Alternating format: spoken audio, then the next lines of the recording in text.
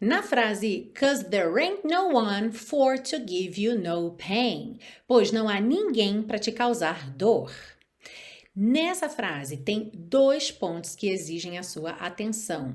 Bom, como você já deve saber, a língua é algo vivo, é algo dinâmico, é algo que vai muito além ali de certo e errado, certo? A gente tem dentro de um idioma diversos dialetos que são maneiras diferentes de falar aquele idioma em diferentes lugares, e uma coisa que acaba sendo muito determinante é o contexto.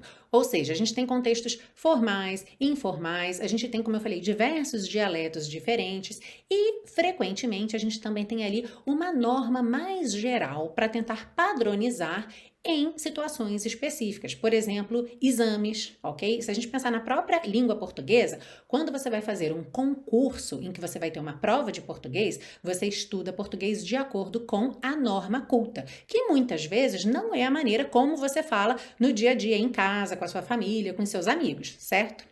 Pois é, em inglês isso também ocorre. Então, a gente vai ver aqui nessa frase duas situações que requerem atenção porque não são consideradas corretas de acordo com a norma culta. Ou seja, se você precisar de uma certificação internacional, se você precisar se comunicar com alguém numa situação formal, numa situação em que você tem que demonstrar conhecimentos avançados da língua, essas construções não são bem-vindas.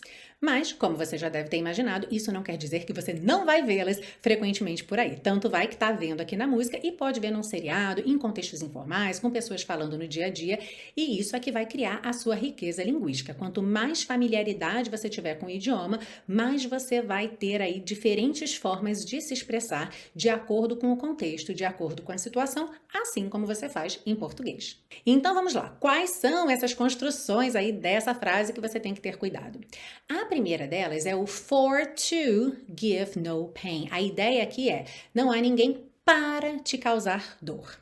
Em inglês, de acordo com a norma culta, você não precisa do for numa frase como essa. Ou seja, você diria simplesmente to give you no pain, tá? Então a gente pensa que sempre que eu quiser dizer para ir, para fazer, eu não vou dizer for to go, for to do. O for fica de fora e o to já acaba cumprindo os dois papéis, tanto de ser a preposição para, no sentido de objetivo, quanto fazer o infinitivo daquele verbo, ir, fazer, ok? Então, não existe dentro da norma culta for to go, for to do, for to give you no pain. O segundo ponto que você precisa ter atenção é o uso da palavra ain't, que já apareceu diversas vezes aqui na série, lembrando que ele é uma maneira muito informal de fazer a negativa de praticamente qualquer verbo. Am not pode ser ain't, is not pode ser ain't, are not pode ser ain't, have not pode ser ain't, ok? Então,